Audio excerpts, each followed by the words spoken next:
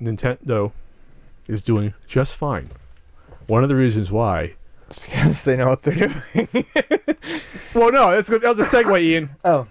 But Mario Kart 8 Deluxe comes out. It comes out at the end of April, right? Yeah. And people are like, there's no games on this system to buy besides Legend of Zelda Breath of the Wild, which has an attach rate of like 100% to the system, which is insane. Mm-hmm. That's insane. I bought it before getting the system. Maybe that's why it was over. People are like, oh, I'm going to get the Amazon Prime discount before I get the system. Bonnie goes, who does that? And I was like, Pat. Yeah, I want to save $13. There's no reason not to. I said Pat bought it before he bought the system. And she goes, okay. Well, yes. I'm not a weirdo. I mean, I am, but not for that reason. So Mario Kart 8 Deluxe comes out. You've had a chance to play it. I have not yet. But from all scores, I'm on Metacritic. It has a Metascore of 92 out of 100. I guess that's pretty good. I guess it's like their version of Rotten Tomatoes. But all the reviews are like, yeah, it's as awesome as Mario Kart 8 was on the Wii U, but now more gooder. Because the graphics are better. There's more play modes. You have double items. You have a proper battle mode, which was one of the big errors of the original. And you get all the DLC from the original for one price. So, yeah, the proper battle mode is a huge addition.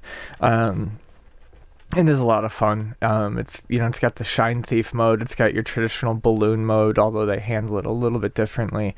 They have a cops and robbers mode that I don't actually recall ever playing. That's pretty cool. So they not only, it wasn't just a tacked on thing where they were just like, okay, let's shuffle this in. They really did pay attention to doing the battle mode very well, and making it feel like this is the big addition to buying the deluxe.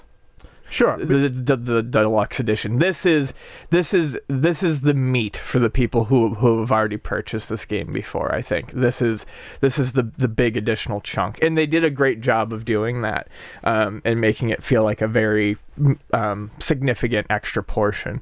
And the battle courses are big. They do up to 12 people, and even when you're doing against CPU, they're so big. I believe you can't even turn the CPU players off because the courses are so big. You'd just be hunting each other down forever trying to find each other when playing them. So I think what Mario Kart 8 Deluxe tells me, and it's sort of so far the story of the Switch itself, is that the Wii U was a lost generation for Nintendo consoles. For a ton of players. It was sort of like the public was either not aware of it at large, or was barely aware of it and didn't care, or they chose to skip it because they weren't attracted to it. And the Switch comes out and blows away expectations of sales. Nintendo is now doubling the amount they're going to try to produce from 8 million to 16 million for this year, and they'll probably sell all 16 million of those, most likely. If it keeps up like this. The way it trends. Because so far, shipments come in, they're gone. Shipments come in, they're gone. Basically, that's what happened with the Wii. And no, it's not artificial scarcity. That's not what it is. People are just buying them quicker than Nintendo anticipated. And you can't have it both ways. You can't say, well, this is a shitty system, no one wants it, artificial scarcity, but they're selling out, and Nintendo's making more and getting them into stores quickly. When I went to my Target, when the day Mario Kart 8 came out, there was at least 20 to 30 consoles there. Yeah. And I went a week later, they were all gone. And that's the thing. It's getting easier to get them. The people I know who want them did not have to pay scalpers. They have them in their hands. They did not pay overpriced. They maybe had to wait a month and a half, some of them, to find one like you. But basically, everyone I know who wants one now has one and did not have to jump through an exceptional amount of hoops to get one, if they were patient. And that means that, unlike the Wii, the supply is not as... They're getting them out there fast enough. So if they're still selling out, then that means the demand is... They're selling because people want them. Yeah, it's not a scarcity thing. If scalpers can't get more than, I think last time I checked, 375, 370. That's very little profit on a $300 system after you include taxes. You're making about $50 at most. Yeah, and that's if you're selling it locally. If you're selling on eBay, you're not making much of anything. And of course, your mileage may vary, but at this point, I think scalpers lose. At this point, 2 months in, they lose. But what's important is that Mario Kart 8 appeals to the public that much more than Legend of Zelda. Yes, Legend of Zelda is a popular franchise. We know that. It's not a killer app the same way Mario Kart 8 is. It just isn't. It's not on the same scale. If it's a tier 2 killer app, we'll just say Mario Kart is the top. Mario Kart's the one that 5-year-olds can play easily, adults can play, party game. It's sort of the mixture of everything. It's racing, it's quick arcade experience, it has the cute, lovable characters we all love. It's pretty much one of the most brilliant inventions Nintendo came up with, probably, in terms of having a franchise. I think they're equal, and I think now that Mario Kart 8 Deluxe is out, and I thought this when the Switch came out, and my fears have been unfounded, but at the time I was like, if only 8 Deluxe was coming out with it, this would look so much healthier, because then you've got your meaty single-player experience, and now you've also got your meaty multiplayer experience, and now they do have both of those, and this is why I think now the purchases of the Switch are only going to go up. How much things have changed since launch in my head too. Remembering how I was talking about how you call it the optics of it. I've never thought of that term, but how I looked at the library and the launch. There's, 4 good physical titles to pick up on the system now, at least. Puyo Puyo vs. Tetris, which is probably the best puzzle game I've played, ever or in recent memory. You got Mario Kart 8 Deluxe. You've got Zelda. And Bomberman is very good. 1-2 switch. 1-2 switch is fun, but no one needs to go buy right now. Switch. You have about 5 or 6 core games that are being pushed, and then you include Just Dance 2017. Again, that's weak overall, but we're looking at March to early May of a system being released, and this is in terms of release structures of systems. 3DS was in a similar spot, and it was in a much worse spot when the 3DS came out. There was nothing to buy on a 3DS when it first came out. And we're only getting closer to the June release of ARMS and the July release of Splatoon 2. Sure. And then what else comes up in the fall? But what's important to me, again, this is all anecdotal. When I went to my Target a week afterwards just to check, all right, I'd bought finally my Neon Wii U, my Neon Switch the week before. I just wanted to see what was there left. No systems were left, and the spot, they didn't have the little placards out for the price. It was just barren. Then I looked at the game section. There was maybe 2 copies of each game left.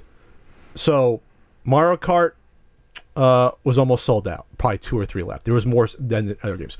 Breath of the Wild had maybe 1 or 2 left. But even like 1-2 Switch had 1 or 2 left. And even Just Dance 2017 had like 1 or 2 left. Which I thought was surprising. So that means that people are hungering for games, and Nintendo put out, I think they may not even wanted to realize that they hit some sort of weird sweet spot for, we know you're hungry for games, and there's not a lot out there, so you're just going to buy whatever's out there right now. They might have stumbled upon something that didn't happen to 3DS. No one went out and bought those launch 3DS titles. No one gave a shit about them. They said, we want titles. Give us real games. Yeah. They figured it out with really 2 major games in the first 6 weeks, and then some filler titles.